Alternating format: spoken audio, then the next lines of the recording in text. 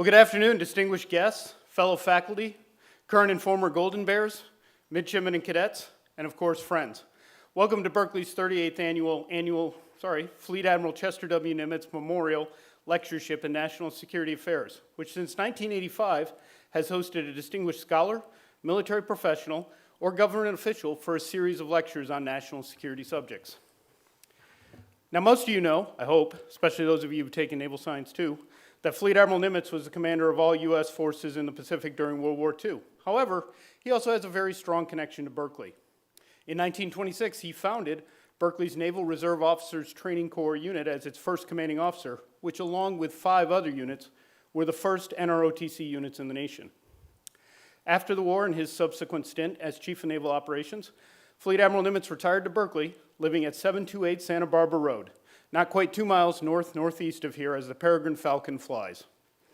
And he often invited midshipmen from Berkeley's NROTC unit around for horseshoes and beverages. He also served as a regent for the University of California, and his son Chet would serve as executive officer of Berkeley's NROTC unit. So those of you who've been out and about in the Bay Area, you may have noticed some other things named after him. I'm Captain Travis Petzold, professor of naval science and the current commanding officer of Berkeley's Navy ROTC unit, which is composed of 52 young men and women who have volunteered to serve their country as officers in the United States Navy or Marine Corps after they earn their undergraduate degrees. Berkeley also hosts Army and Air Force ROTC, all under the Military Affairs program in the College of Letters and Science. Army ROTC, I have to say, did beat Navy to Berkeley in 1916, and though they had been training officers at Berkeley since way back to 1870, and they started commissioning officers in the Army Air Corps in about 1920. The Air Force officially arrived at Berkeley in 1951. It is absolutely fantastic to be able to educate and mentor tomorrow's military officers here at Berkeley. And not just for Cal Rugby, who I should know are undefeated and headed for the national quarterfinals, just in case you thought all exciting sports action ended last night. Public service has always had a great need for our best and our brightest, and leadership in our nation's armed forces is no exception. The United States is indeed fortunate to have young men and women from Berkeley volunteer to do this. And I thank all at Berkeley who support this effort, not just in supporting ROTC, but in providing that Berkeley education that is so valuable. I want to especially thank the members of the Military Officers Education Committee, composed of Professors Panos Papadopoulos, Daniel Sargent, Eric Schickler, Richard Rhodes, and Ronit Stahl, for all of their erstwhile support. Now, as someone who is wearing a uniform of the Armed Forces of the United States, and who is also humbled to be a member of the faculty here at Berkeley, a standard disclaimer is in order. The opinions you will hear today are not those of the Department of Defense, the Department of the Navy, or the University of California, Berkeley. They are those of our guest, an esteemed and experienced leader and scholar. And that is, in fact, their value, to add to the diversity of opinions available and to encourage us to think deeply on the challenges that face us all. With all that said, it gives me great pleasure to introduce Professor of Mechanical Engineering, Dr. Panos Papadopoulos, who is the Byron and Elvira Nishkian Chair in Structural Engineering and the current chair of the Military Officers Education Committee, to introduce our keynote speaker.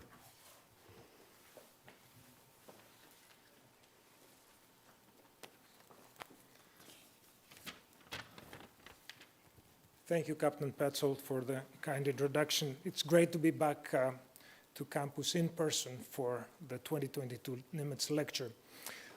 As remarked in our state's constitution, University of California was founded in 1868 to, quote, contribute even more than California's gold to the glory and happiness of advancing generations, end quote. One of the many such important contributions of our university has been to the national security of the United States.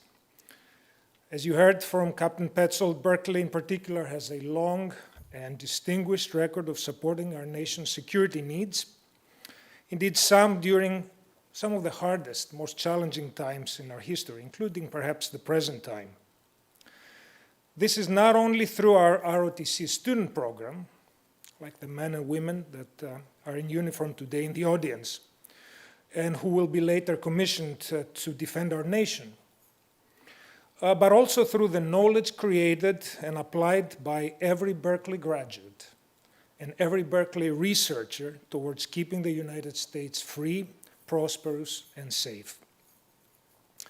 With these thoughts in mind, it gives me a great pleasure to introduce this year's keynote speaker, someone who has greatly contributed to America's national security.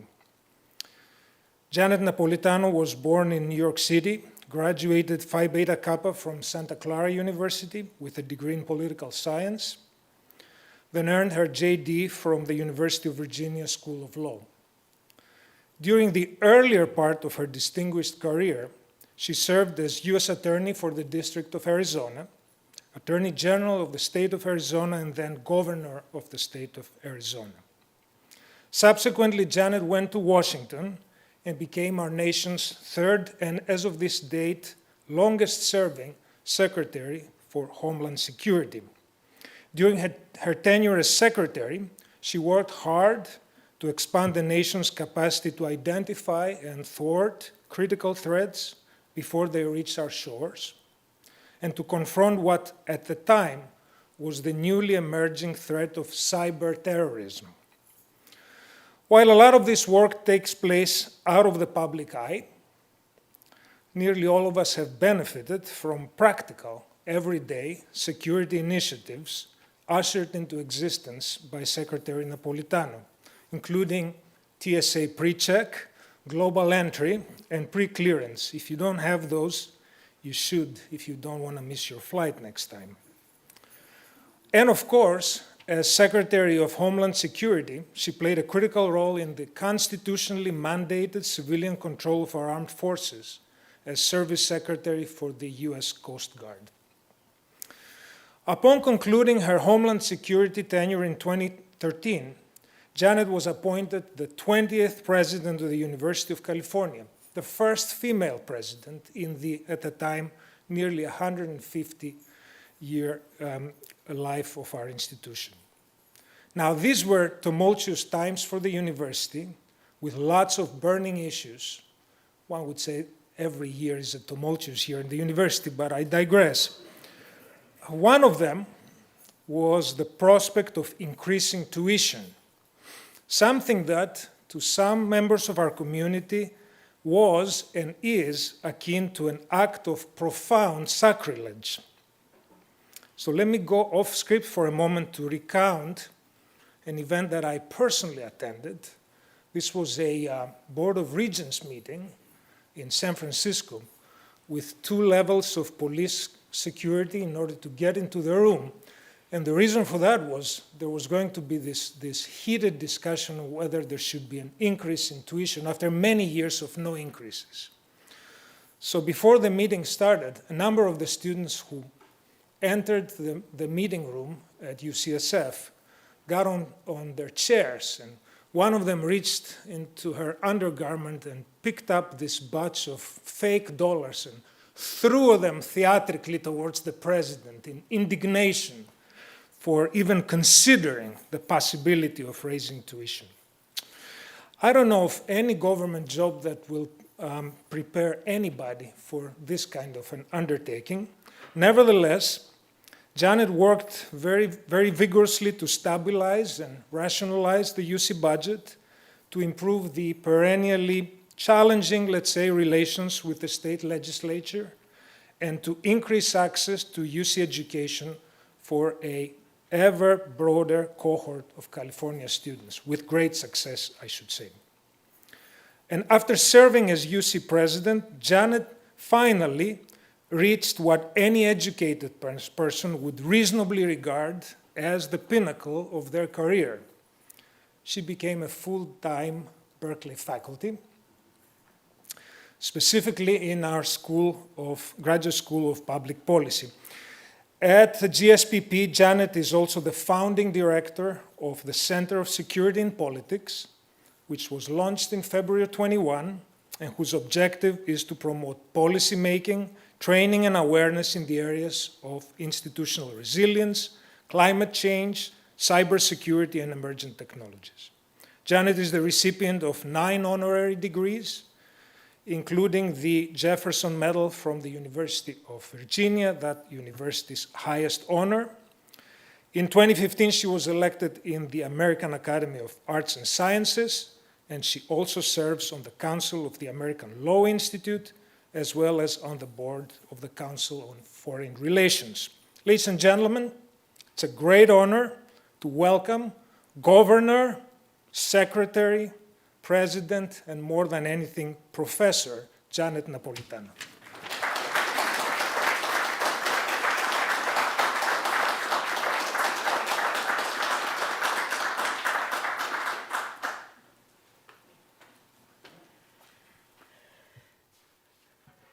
Well, good afternoon, everybody. Good afternoon. All right. Thank you, Panos, for that introduction, and it's really a great honor to be asked to give the Nimitz lecture here at Berkeley, and also to thank those of you who are in the ROTC program who have already evidenced your intent to serve our country, and that is to be honored as well.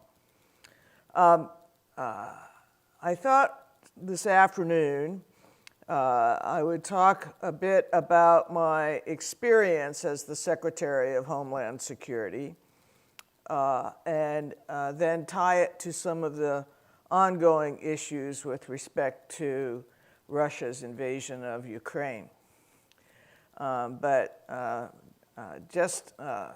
Let's go back a little bit in time. It's January of 2009.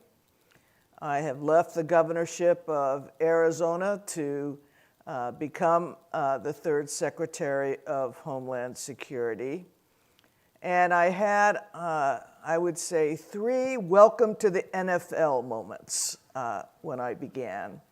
One was I was told that I was entitled and would be having Secret Service protection 24/7, 7 days a week, 24 hours a day.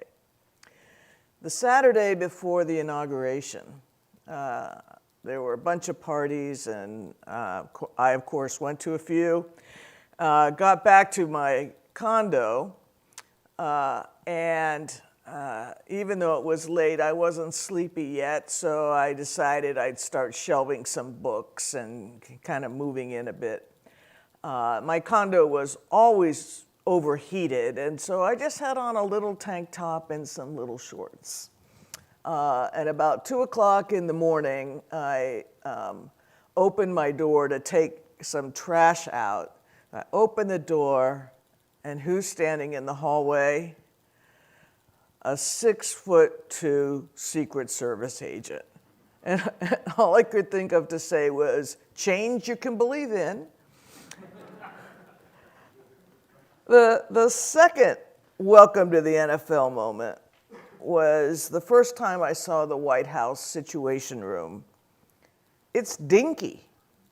It's about the size of a conference room in a medium-priced hotel. Now, there are some differences. First of all, there are no windows. Secondly, there's a video screen at the end where you can have secure video calls with generals and other officers calling in from in theater, Iraq, Afghanistan, and so forth. And the third is that there is a big black leather chair at the end of the long table that is in the middle of the room, and that chair is for the President of the United States. You know, I would end up spending hours in the Situation Room, especially late Tuesday afternoon. On Tuesday afternoons, the Chairman of the Joint Chiefs, the Secretary of Defense, the Attorney General, myself, the head of the FBI, the head of the CIA, the head of the National Counterterrorism Center.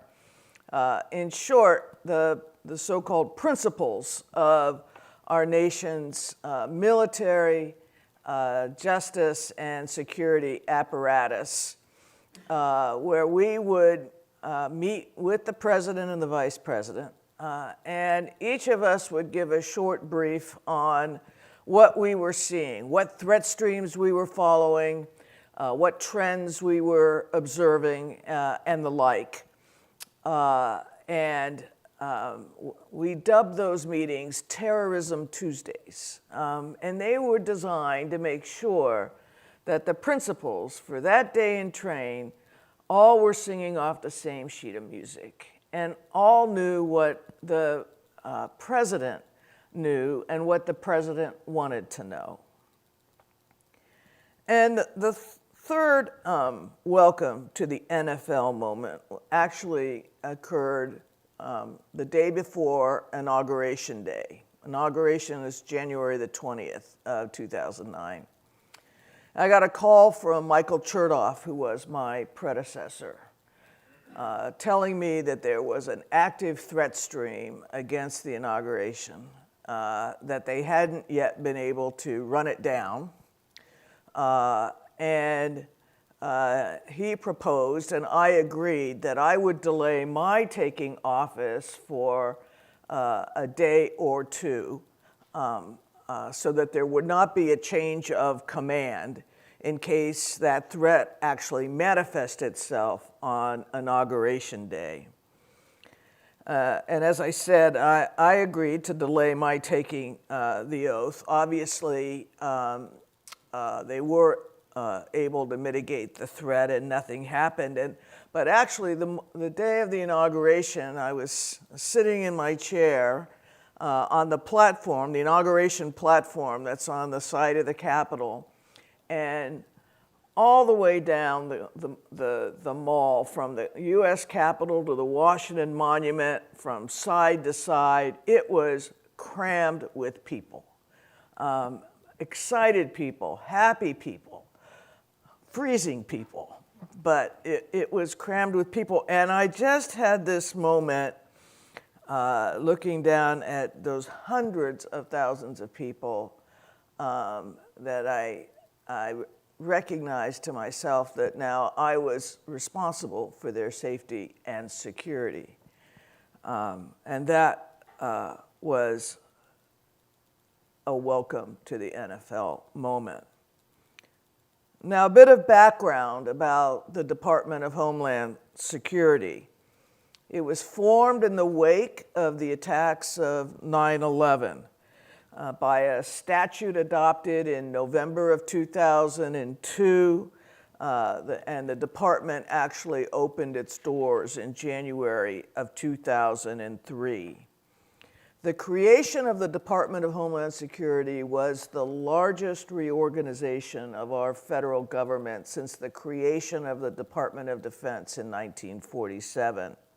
Congress took 22 separate agencies from legacy departments, from Treasury, from Transportation, from Justice, from Commerce, etc., and put them all under one roof, making DHS the third largest department of the federal government, with now some 260,000 employees spread all across the United States and indeed all over the world.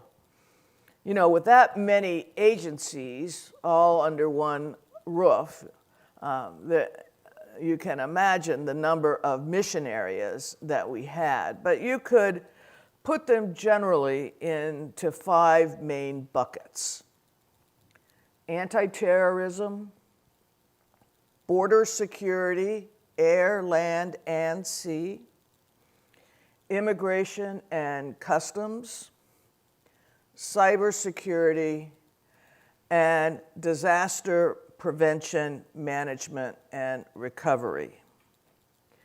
So I served as secretary for almost 5 years, and they were an active time.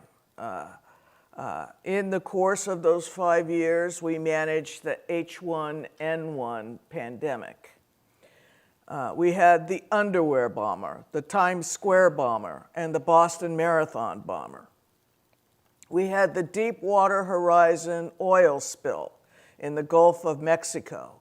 That was the spill where an oil rig run by British Petroleum was drilling for oil over a mile beneath the surface of the Gulf. The rig exploded and the oil began leaking. And we had any number of natural disasters, including Superstorm Sandy in 2012, which was the largest landfall hurricane in the United States since Hurricane Katrina.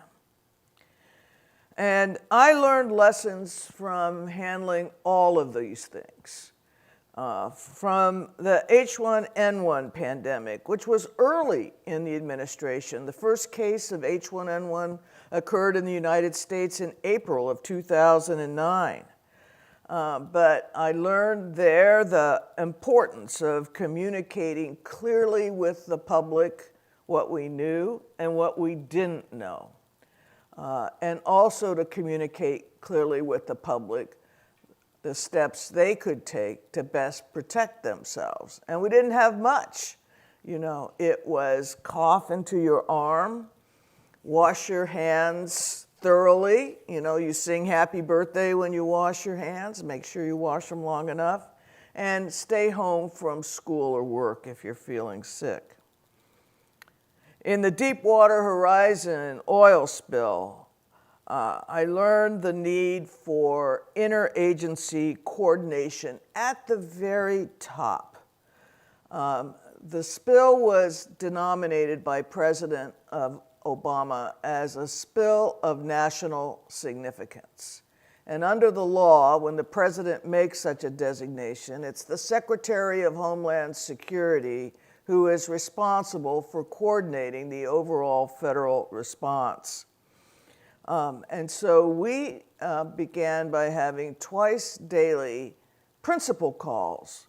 Myself, the Secretary of Interior, the Secretary of Energy, the EPA Administrator, the White House, and the Incident Commander, who was Admiral Thad Allen, the Commandant of the Coast Guard. In Superstorm Sandy, we were able to put into effect many lessons learned from disaster management over the past 5 years. For example, we had learned that we could actually do pre-disaster emergency declarations.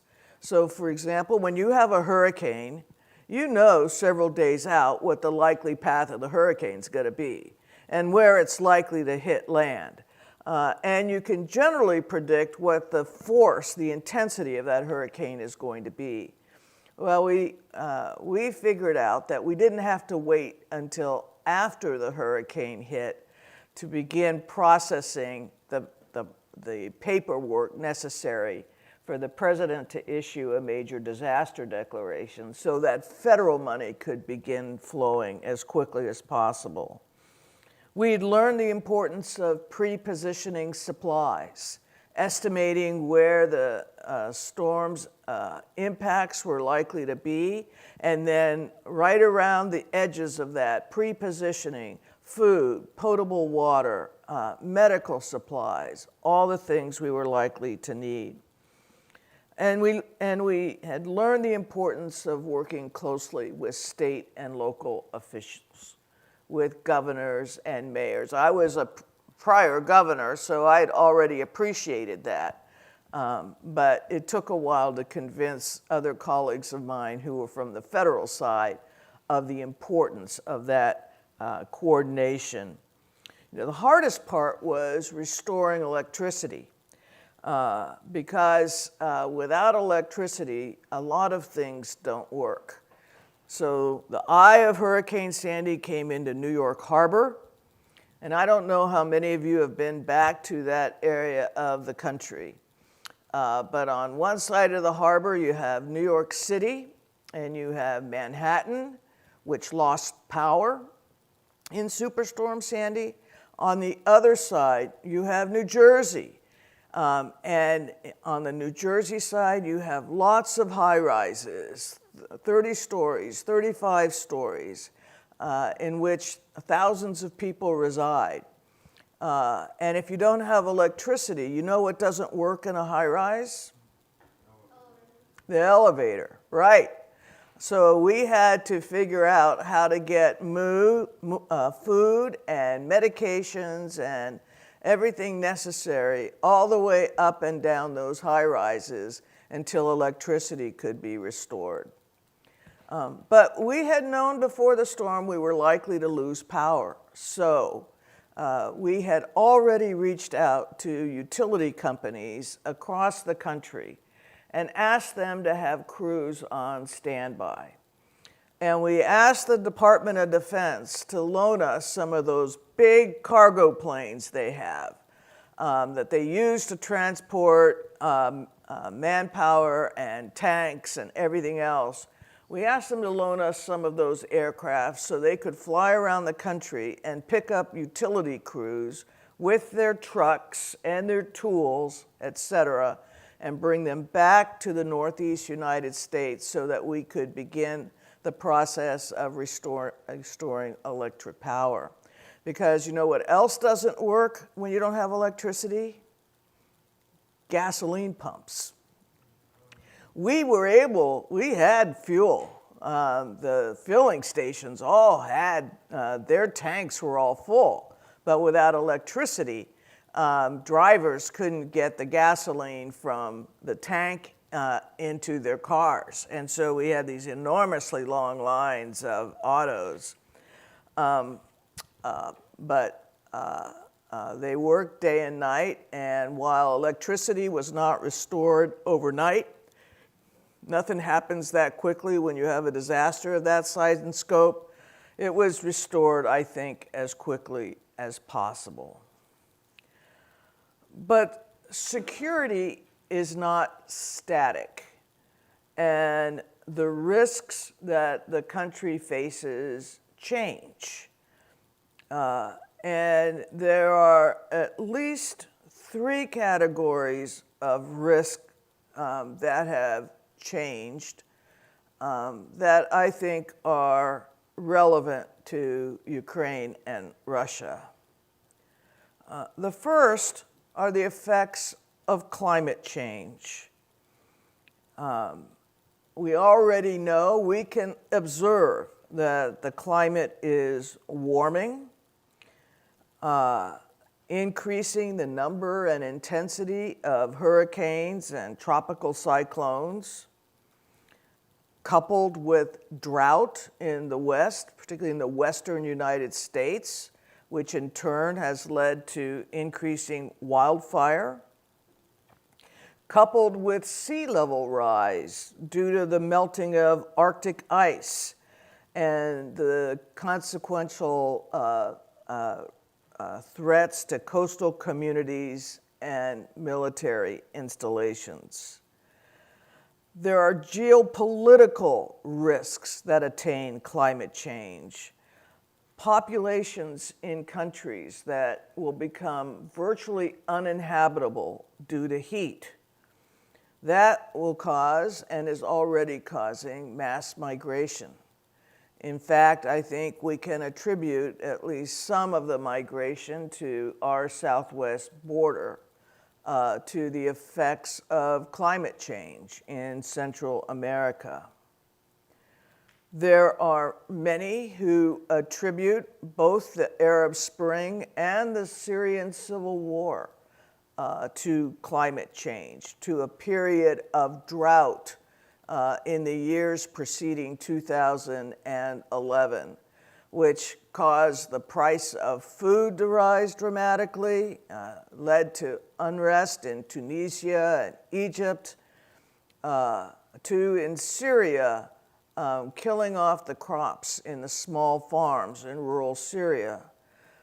Without the farms, people couldn't sustain themselves, and so there was a mass intra-country migration from rural to urban cities in Syria.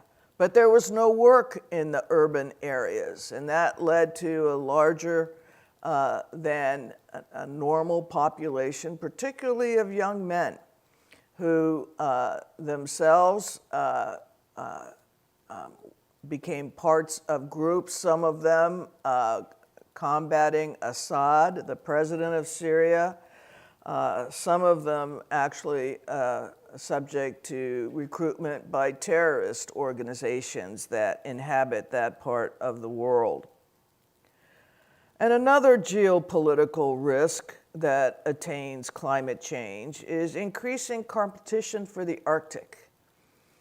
People don't think about the Arctic a lot, but they should. The Arctic holds a lot of the world's natural resources, rare earths, rare metals. As the ice has melted, the northern passageway through the Arctic has widened, so that now those big ships that carry containers can pass through that way. And transport through the northern passageway saves on average about 35% of the time over having to come down and through the Panama Canal. And that saves a lot of money. The combined result of all of that are that countries like, and in particular Russia, have been playing a very active role in the Arctic. They've been taking over airfields, building military installations. They now have a fleet of something like 28 ice cutters. Ice cutters cost about $4 billion a piece. They're very expensive vessels. Do you know how many the United States has? 3. Bingo. And one is usually in dry dock. One has broken keel, and the one is not capable of breaking heavy ice. The other, there's only one qualified. Only one qualified and operational icebreaker. The point of fact is that the Arctic is likely to be a zone of the world that becomes a proxy for a lot of international tension and struggle. And we are likely to see that increase over the coming years. Now, we know that the nations of the world have been meeting about climate change for a number of years. Most significantly, in 2015, when they met in Paris and reached what is known as the Paris Agreement, where for the first time they set a target for the world that we would seek to keep the increase in temperature to 1.5 degrees centigrade, or at the very least below 2 degrees centigrade by the year 2100. The only way to do this are 3. One is to improve our energy efficiency. And a number of technologies have been developed that have helped us do that. Some of them developed right here at Berkeley.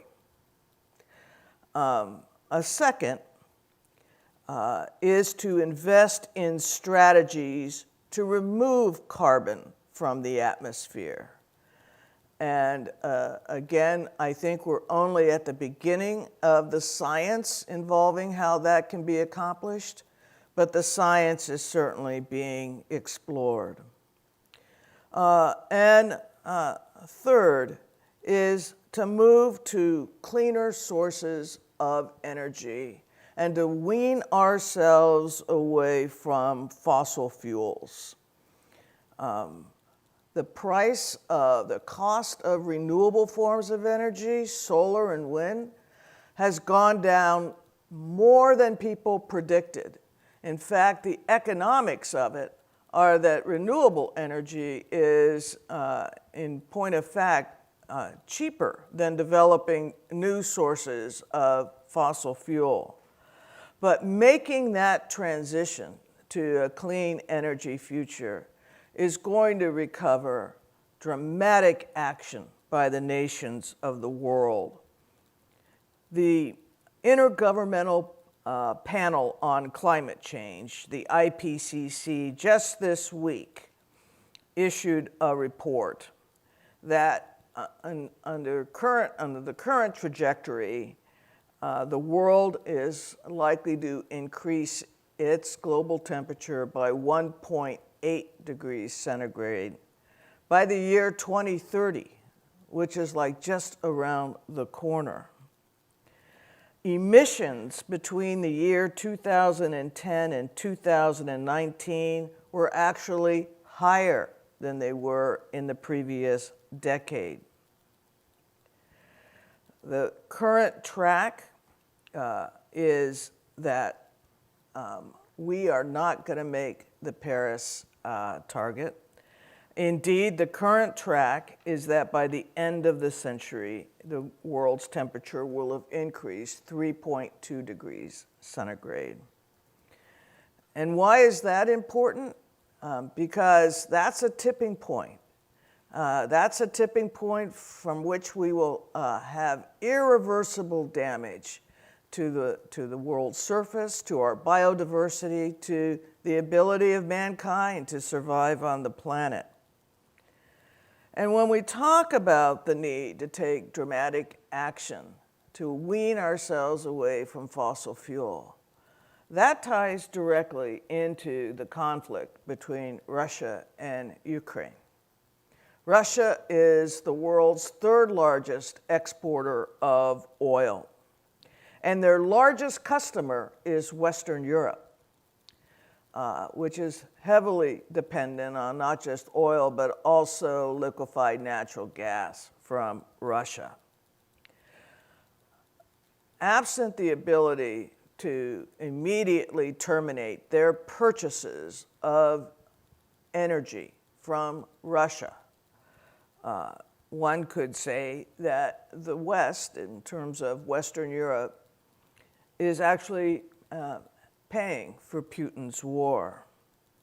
And the need for Western Europe and the United States, but particularly Western Europe, to find an alternative source of energy, to move more rapidly to a clean energy future, to wean themselves away from Russia, is manifest.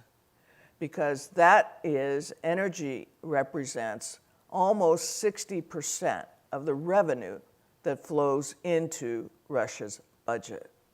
And that's what's paying for the manpower and the weapons that are being deployed in Ukraine. And that's how climate change and Russia and Ukraine are deeply related. A second area of risk that continues to evolve and that connects with Russia and Ukraine is cybersecurity. It is a growing threat to the United States. When I started at DHS as secretary in 2009, I spent maybe 10% of my time on issues related to climate change. By the time I finished, I was spending a good 40% of my time on cybersecurity matters.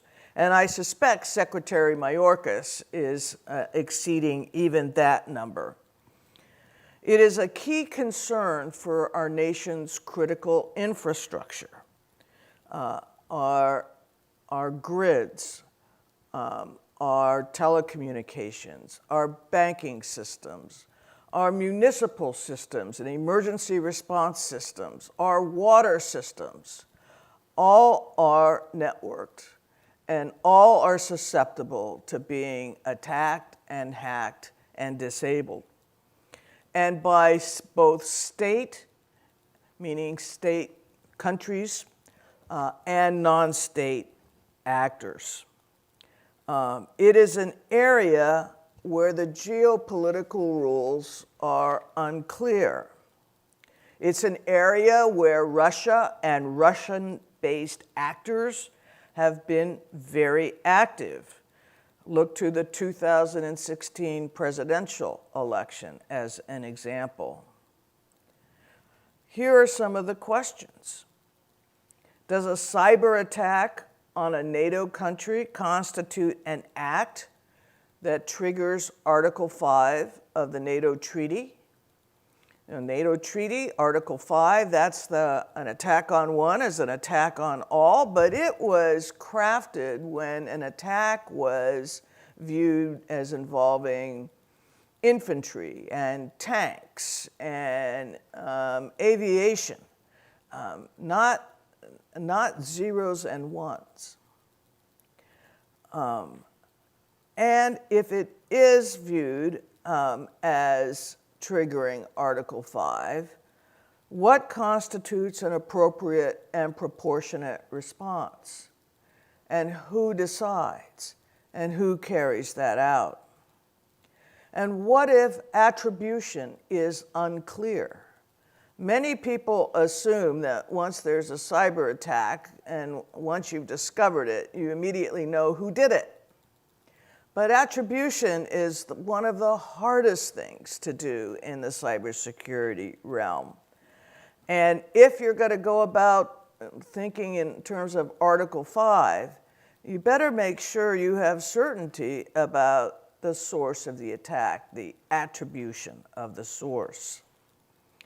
And in the meantime, is the United States properly prepared? What if a cyber attack shuts down one of our power grids, our water systems, our 9/11 systems? When I was secretary, I participated in a briefing in a secure compartment information facility, a SCIF, in the basement of the U.S. Capitol for members of the U.S. Senate and the U.S. House. And the lead briefer was General Keith Alexander, who was the head of the NSA. But participating in the briefing were the Secretary of Defense, the Attorney General, the head of the CIA, the head of the FBI, myself, and the President's Homeland Security Advisor. And one of the things General Alexander did is he had a little demo about what it would take to shut down the power system in the northeast quadrant of the United States. And it turns out it wouldn't be all that complicated in even medium-skilled hands. So our nation's critical infrastructure is at risk.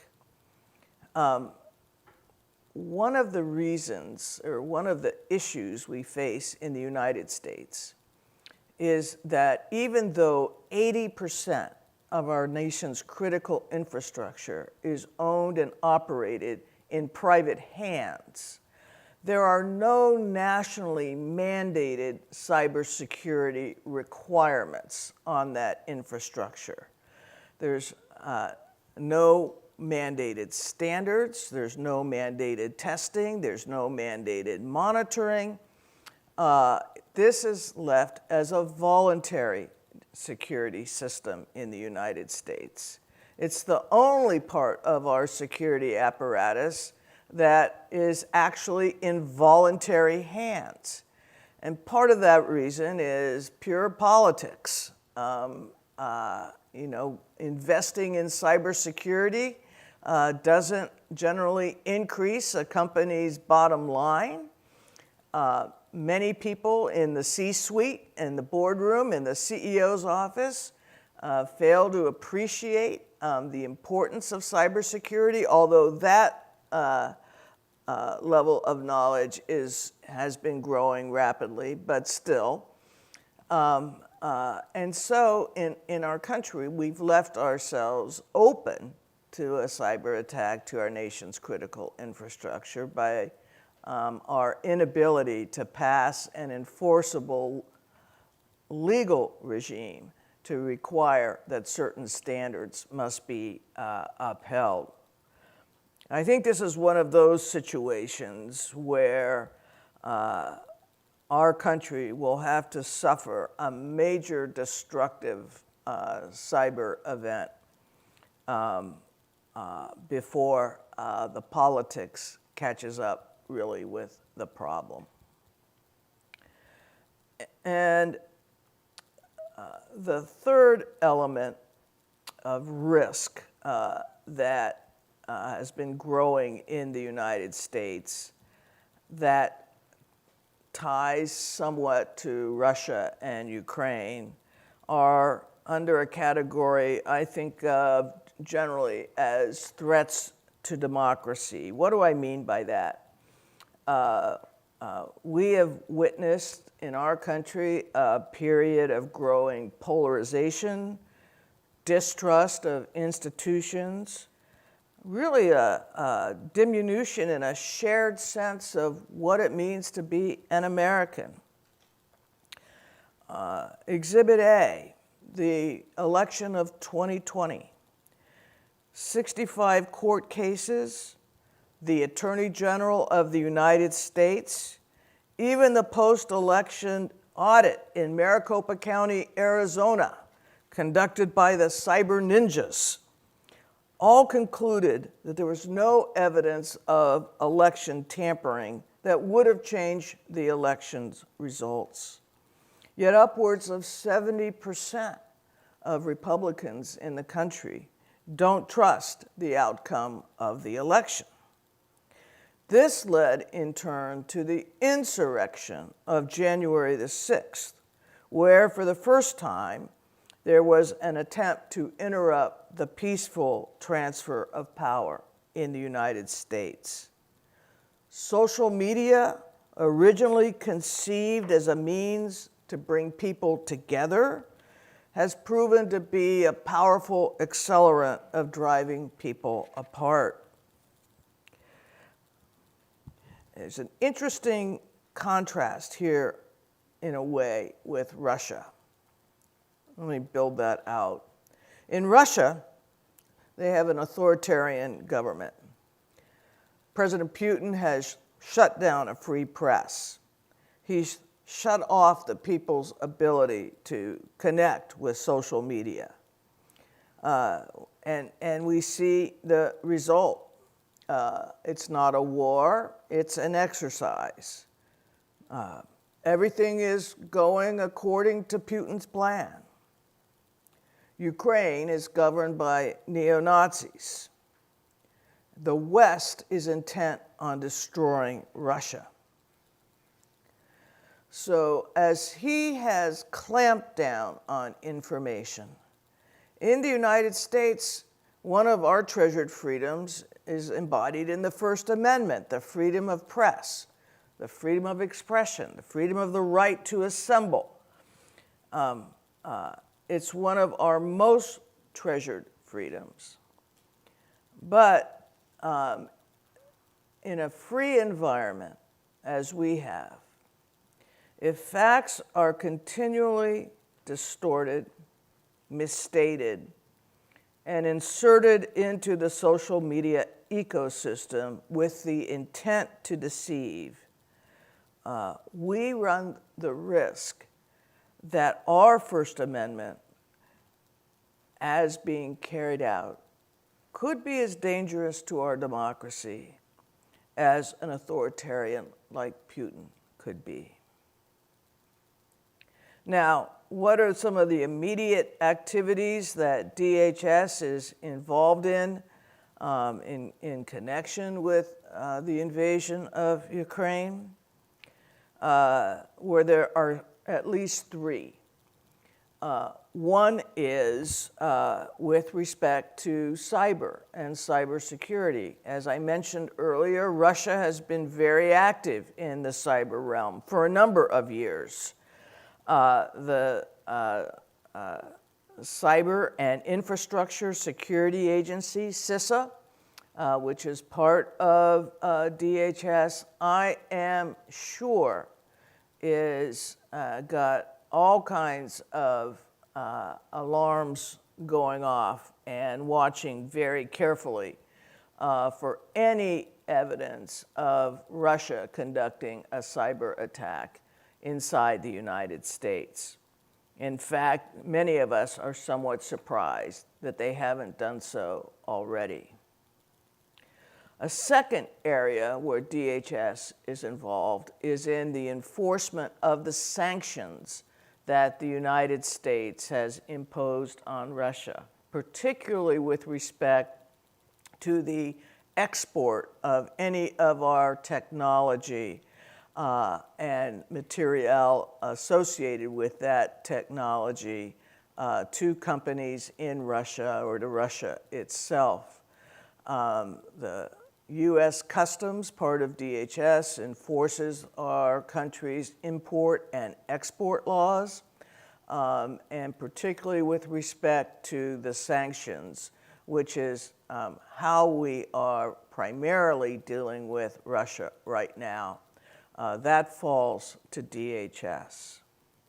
And then the third area that DHS is involved in is with respect to the refugee situation. As you no doubt saw, President Biden has said that the country will take in 100,000 Ukrainian refugees. I think that is a start, not a cap. But to take in a refugee, you need a social infrastructure. You need a way to do a security check, but you also need a way to handle medical care, to handle housing, to handle getting the kids in school, to handle helping people set up a bank account, to help people find work. In this arena, the United States government works primarily with a group of nonprofit organizations that specialize in refugee resettlement: the Lutheran Church, the International Rescue Committee.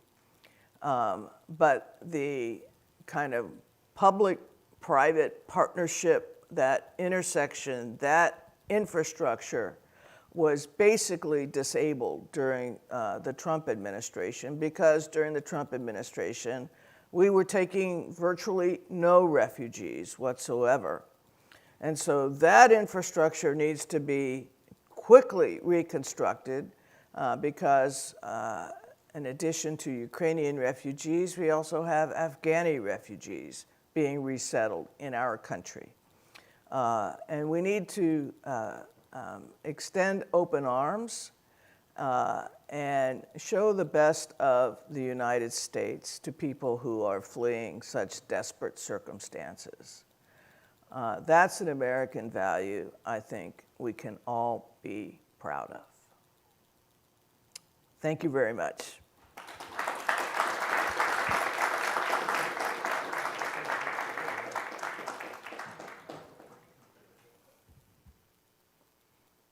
Thank you, Professor. So yeah, you can stand, sit. We'll open up, I think, for some question and answer at this particular time. So do we have a couple of, who's holding the microphones here? So we got Midshipman First Class Nathan Moore, who's a Berkeley student, who's going to go be a submarine officer, here at some point. And also Midshipman Farrell is also on his way to do that as well, 2 submarine officers. Excellent. All right, so if you want to go ahead and we'll start asking some questions here as we get moving. We ask that you raise your hand. I'll try to call on you to provide some sense of order. And if you can, please wait for the microphone so that we can capture your comments and your questions for posterity on the microphone in this particular case here. So, and I think the first question, we have a lead-off question ready to go there from Lieutenant Ken Sayer. So without any further ado, we'll just go ahead and get started. Lieutenant? Sir, thank you, sir. Ma'am, thank you for the lecture. Can you describe a time when you were on a leadership role in a particularly intense security crisis as your time at DHS? Well, I had many, but actually one that comes to mind was when I was governor. And when I was governor, we had 2 lifers at our maximum security prison take 2 of the prison guards hostage. And they got the 2 guards into a tower that had been built in the middle of the prison yard. And the tower had been built to be impregnable so that if there were ever a riot in the yard, the guards could get in there and be protected. And so as a result, it was also home to the prison pharmacy and the prison armory. We didn't have sight lines into the tower. All we had was audio. We immediately had to set up a command center. We immediately stationed snipers around the rim of the roof of the prison. We got our state hostage rescue team and the FBI HRT down to the prison. It was in Buckeye, Arizona, Lewis Prison. And we began the process of trying to negotiate our guards out safely. This went on for a week, and at the end of the first week, they let the male guard out. He'd been injured during the takeover. The other guard was a female. And we kept talking to these guys. You know, there wasn't, you know, they wanted a plane and millions of dollars to fly to South America. Like, no, we're not doing that. Anyway, during the second week, and right-wing radio started kind of banging on me, like, you know, why doesn't she storm the tower? She needs to storm the tower. And my director of corrections was also a woman, and there was a subtext there that, you know, these women are just not tough enough to storm the tower. But I knew what they didn't know. I knew about the armory, and I knew if we stormed the tower, that not only would our guards and the hostage takers, but also those doing the storming, likely would be injured, and there'd be some fatalities likely as well. So my view was that we would keep talking as long as they kept talking. We were delivering food to the tower with this little robot thing, and one day we delivered the wrong kind of hamburger. Like, we delivered Wendy's instead of McDonald's or something. This was before In-N-Out. And, and we could hear, they took Lois's hand, one of the hostage takers did, and a piece of rebar, and were trying to saw off one of her fingers in retribution. Fortunately, the other hostage taker calmed his buddy down. We finally negotiated a deal that at the end of the second week, which would be Super Bowl Sunday, if we delivered a steak dinner and a six-pack, they would come down after the game. Normally, you don't allow alcohol in a prison, but in this circumstance, I thought it was not that was a deal we could live with. And so we delivered the steak dinner, the six-pack, maybe it was light beer, I don't know. And after the game, they came down from the tower. They released Lois. She was immediately medevaced to the roof of a hospital in downtown Phoenix, and myself and our head of corrections, we met her on the roof as she was being unloaded, and I still remember, she just grabbed our arms and she said, "Thank you for not storming the tower. They would have killed me," and they would have. So that was a fairly intense moment. Thank you very much, man. Appreciate it.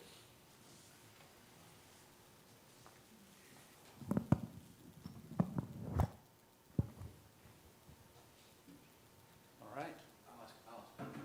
Okay, Captain Devine. Good afternoon, ma'am. Thanks for the comments and the lecture. That was very nice. So, midshipmen, cadets in the room, heading out to the fleet, to the Air Force, future leaders. Some will report directly to ships, at which time they'll find themselves as young division officers. They'll be in charge of 15, 20, maybe junior enlisted. Some will go off to nuke power school and do that for, I think that's a couple years, aviation. So it'll take a little while to get there.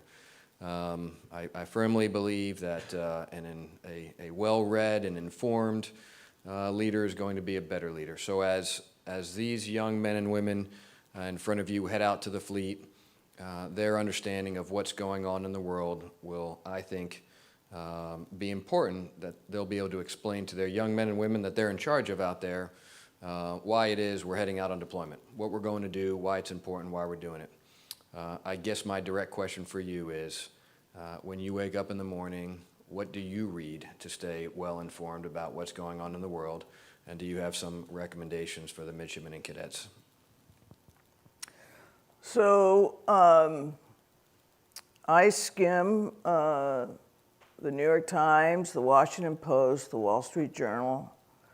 I read The Economist, which is a very good magazine that covers a lot of international affairs. I don't watch much television. I don't find television all that helpful. And in terms of other things to read, history and biographies are very useful. They can give you context, they can give you background, they can give you lessons. And you know, it almost doesn't require you to pinpoint a particular period in history or a particular individual that you want to read about. Just pick some, and then I always have at least 2 books going at a time because I find that gives me perspective. And one of the things reading a biography gives me perspective on is that everybody makes mistakes. Every leader, I don't care if you're talking about Winston Churchill or Abraham Lincoln or whomever. Nobody is perfect. They've all made mistakes. And I've made more than my fair share. And one of the things that you appreciate is how really good leaders not only have the ability to acknowledge their mistakes, but to reflect on them and to recover from them.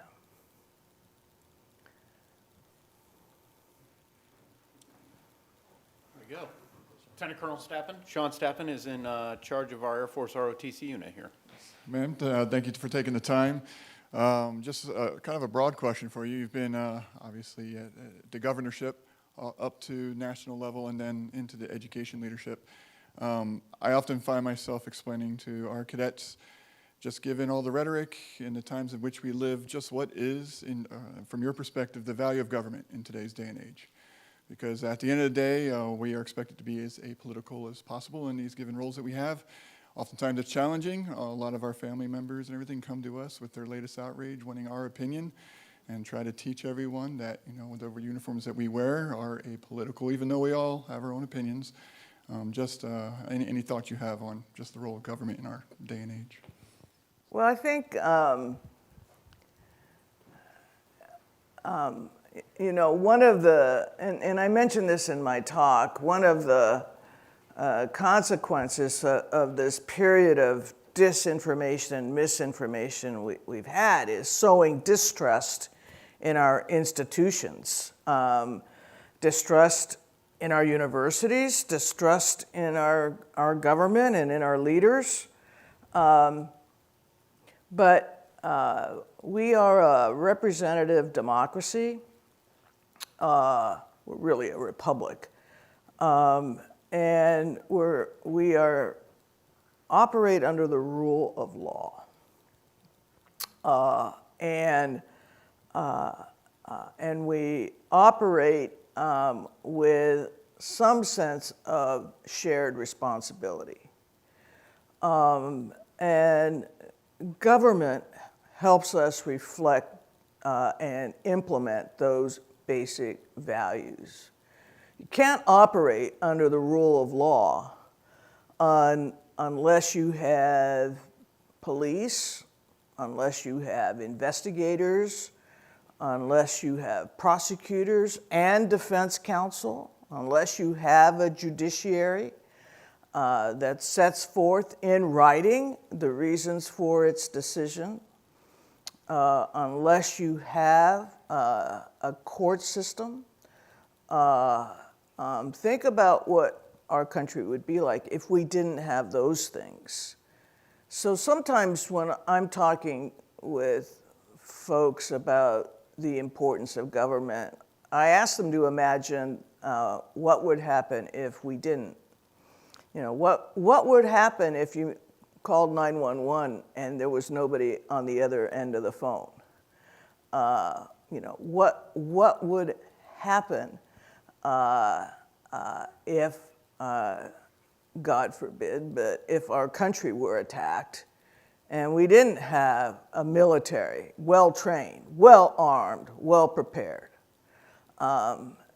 Sometimes if you imagine the negative, the lack of something, it helps you better conceive the importance of that function.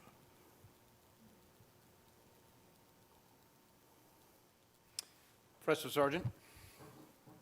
Thank you for a really terrific talk. I wonder if I could pick up, Janet, on the sort of ominous observation that you made towards the end of the talk, that it might take a major cyber attack against the United States in order for us to take cybersecurity with the kind of seriousness that the threat demands. And the observation sort of put me in mind of your experience at DHS, right? An agency whose creation was, in some sense, a reactive response to an unexpected external threat, the 9/11 attacks against the United States. And I suppose the question that I want to sort of push you to answer for us is whether you think that we have the capability as a society to be proactive in anticipating threats that are coming down the pipeline, and perhaps in reforming our institutions to be more prepared and more capable of responding to inbound threats, or whether we are, in some sense, sort of condemned by our institutional structures to always be reactive to new and emerging threats. Yeah, that's a really good question, Daniel. You know, here's the thing.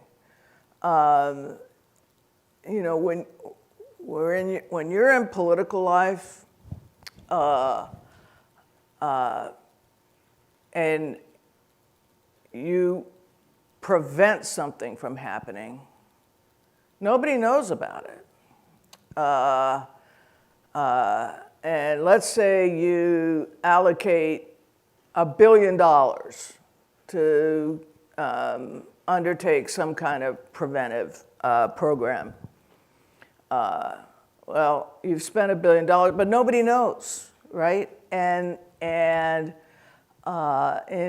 political life, I think most office holders generally are afflicted with kind of short-term thinking.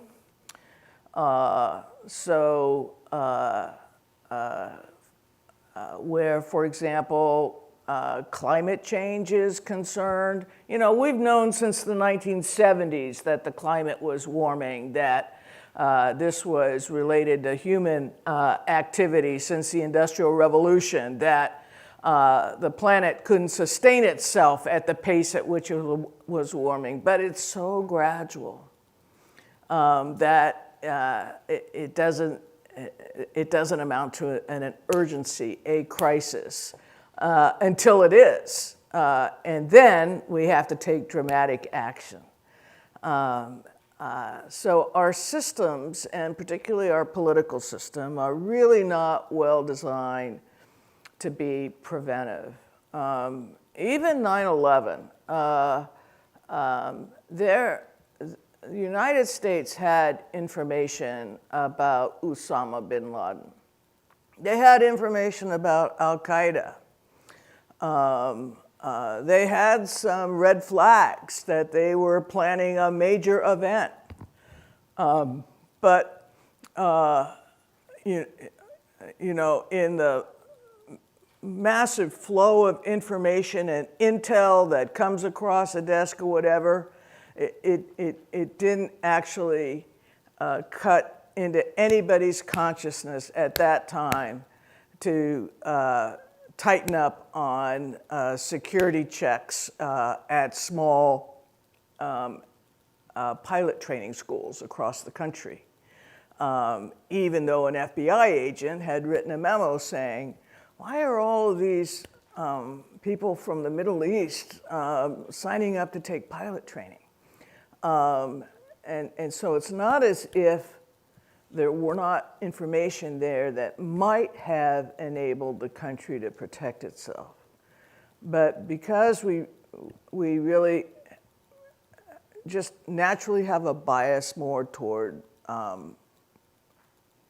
responsive, reactive than proactive, it becomes very difficult. And I think actually the hallmark of really good intelligence and intelligence gathering and analysis is that which tells the reader a trend that has been observed, the basis for the observation, and the actions that the person reading the intelligence should consider taking. That's a good intelligence product. All right, we have a cadet right down here. Go ahead and raise your hand, right? There you go. Thank you, ma'am. Cadet First Class Chen from the Air Force ROTC program. You mentioned, or you talked a lot about today about a number of different issues ranging from cybersecurity, climate change, all with a kind of a technological component to them. And my question is, given the steps that our adversaries have taken to become more technologically capable, how can the United States remain technologically capable in order to address these pressing issues? Yeah, so you know, you're right. Other countries in the world have taken steps to improve their technological capability. They haven't caught up yet. And I think it behooves the United States to keep investing in kind of innovation, in education, and in making sure that we retain our technological superiority, because that's really what makes the United States the #1 performing economy in the world, amongst other things. That's why, for example, it's so important for our country to invest in its great universities, and particularly its public universities, because much of our technological innovation arises from the basic research that's been done at those institutions, including the campuses of the University of California, I might add. So, as you noted, there's been some catching up, but they haven't caught up. Midshipman Marco. Good afternoon, ma'am. Midshipman First Class Marco, UC Berkeley, International Relations and Marine Science. A little bit of a continuation off of an earlier question. You were talking about, obviously, with climate change, we've seen a rise in refugee crises around the world. Do you think there will be a restructuring in the United States to take in more refugees? And even beyond that, do you think we might ever see a Secretary of Immigration, like in the cabinet?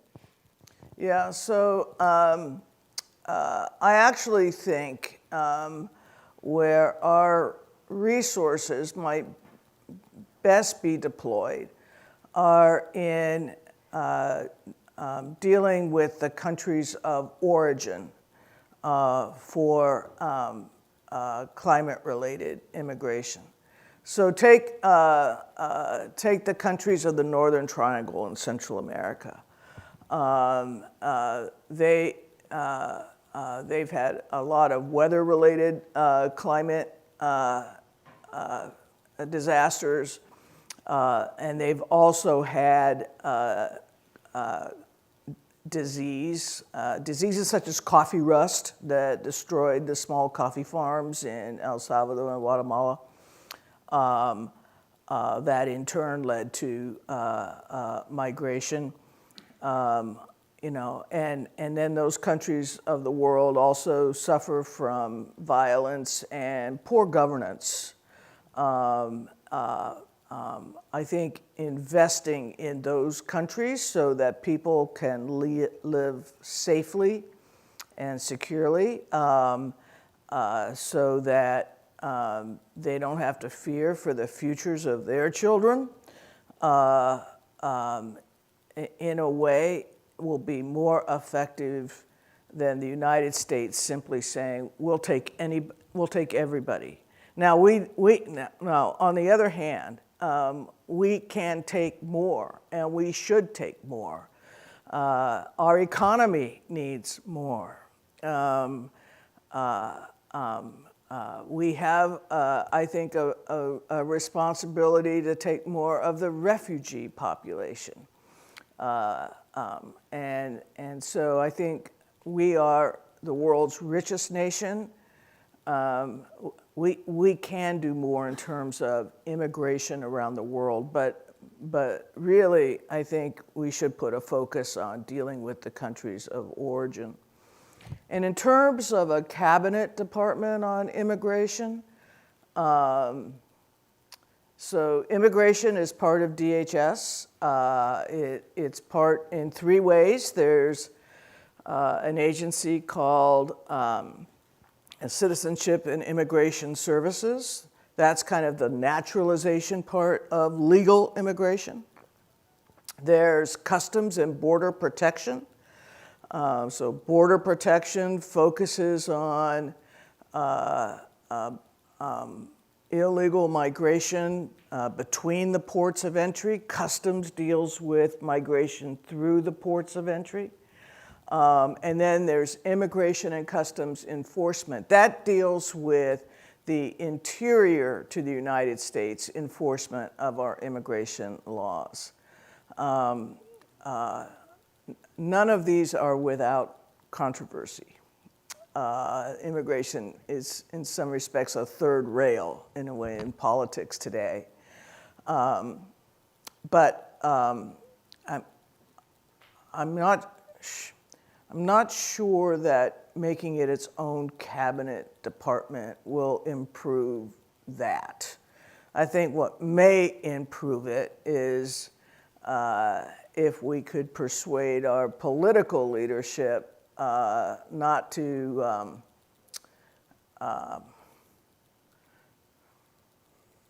make it a third rail, but persuade our political leadership that, look, we are a nation of immigrants. Immigrants provide benefits to our society. We need to have a fair and enforced and enforceable immigration policy. Midshipman Alexander.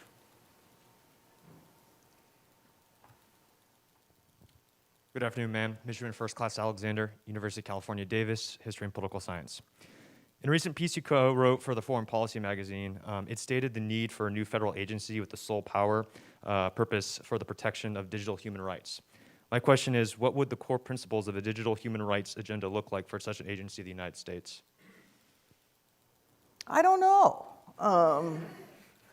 That's an interesting question. and by digital human rights, is that like the right to privacy? Is that what's considered there? Yeah. I don't know, but it strikes me it's not a bad idea to think about creating a division in, say, the Department of Justice that is focused on the continued need to evolve our laws in a digital era, and also what the rights of individuals are, and then how those would be enforced. It's an interesting question. Thanks. I think we have time to squeeze one more in here. So, Midshipman Boyajian, I believe you're the lucky individual.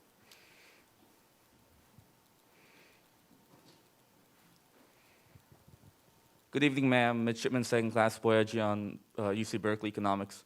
It's very clear that you're knowledgeable on many different subjects: law, state, disease, and cybersecurity.